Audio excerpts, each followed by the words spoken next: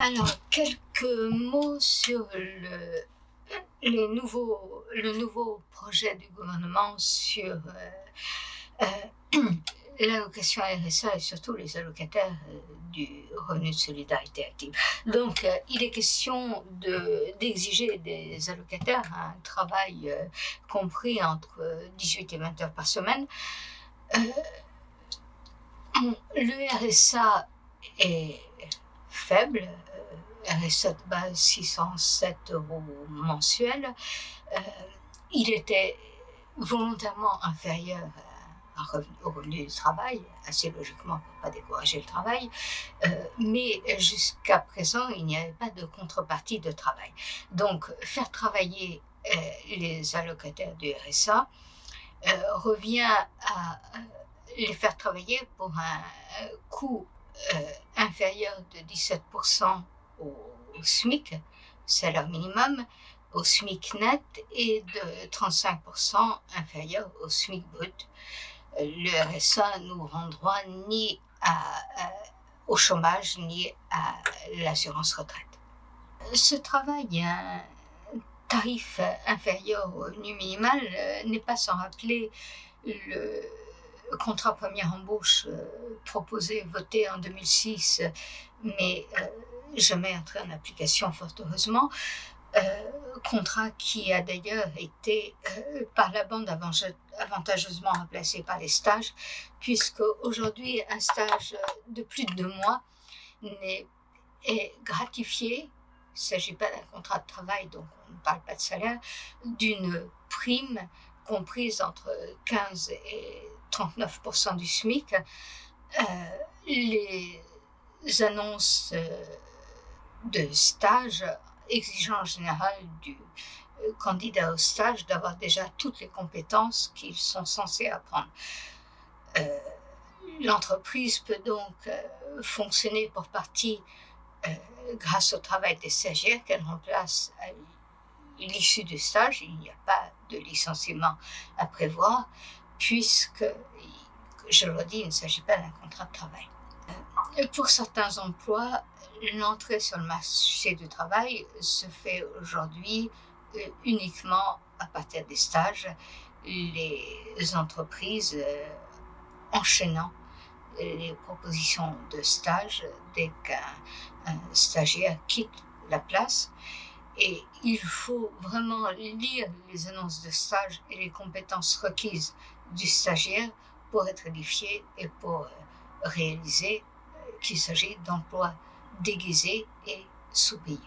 Revenons à nos moutons, donc au RSA. Le travail de l'allocataire du RSA, comme le travail des stagiaires, des apprentis d'ailleurs, entre donc directement en concurrence avec le travail des salariés et induit une pression sur le coût du travail qui ne peut que faire baisser les salaires en fonction de la règle libérale de l'offre et de la demande. Plus l'offre est abondante, plus le prix diminue. Par ailleurs, et peut-être surtout, elle sort le travail de l'allocataire du RSA des dispositions relatives au contrat de travail, puisqu'il ne s'agit plus d'un contrat passé entre une personne qui veut travailler et une entreprise, mais d'un contrat imposé par la puissance publique à un bénéficiaire obligé qui, de ce fait, perd sa liberté de contractant. Ce n'est donc plus le travail qui, en l'occurrence, est une marchandise, mais le travailleur lui-même. Cela évoque les workhouses de l'époque de Dickens et évidemment les travaux d'intérêt généraux imposés aux gens condamnés par la justice. À l'occasion d'un déplacement à La Réunion, Madame Borne, interrogée sur la question, a confirmé que le dispositif RSA, contrat de travail, prévoirait des sanctions pour les réfractaires. L'objectif étant pour elle, je cite, le retour à l'emploi par tous les moyens. on peut difficilement être plus clair.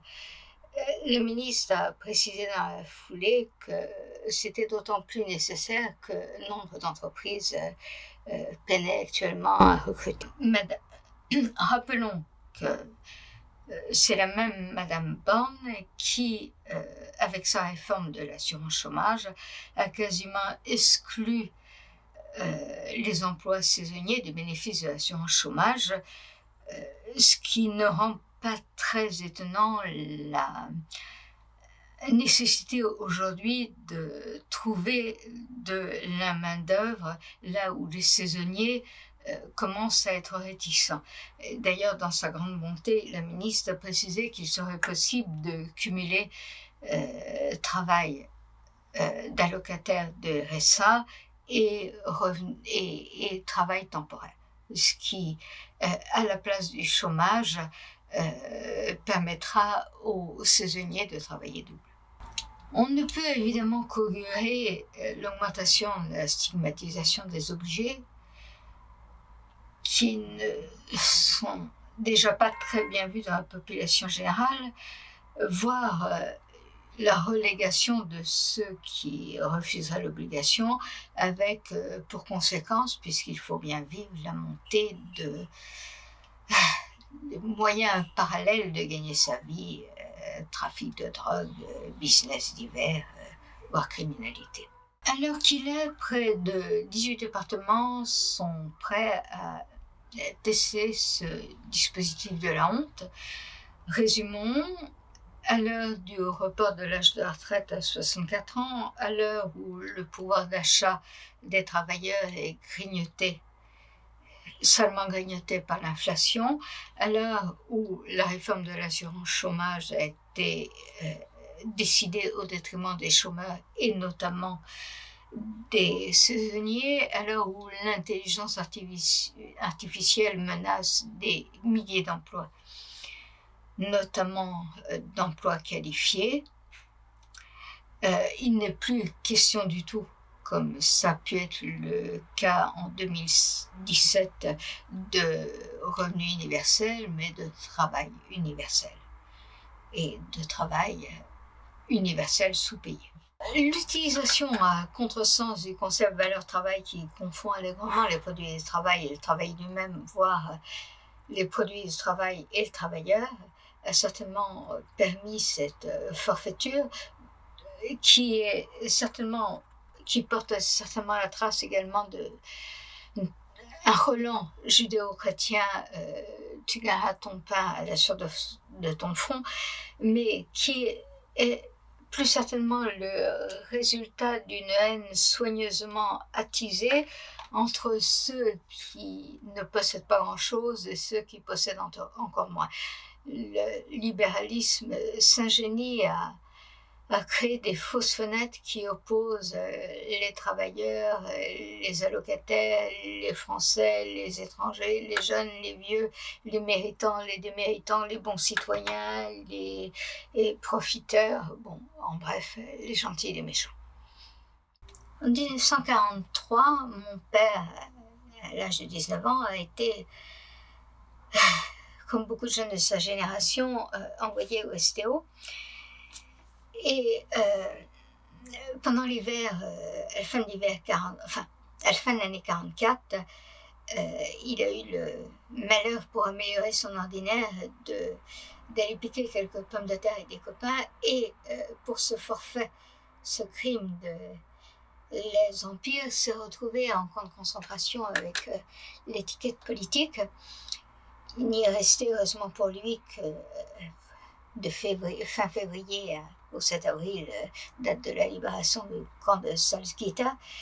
Il est rentré en France, il pesait 37 kilos pour 1m70. Quelques semaines d'internement de plus lui auraient certainement été fatales.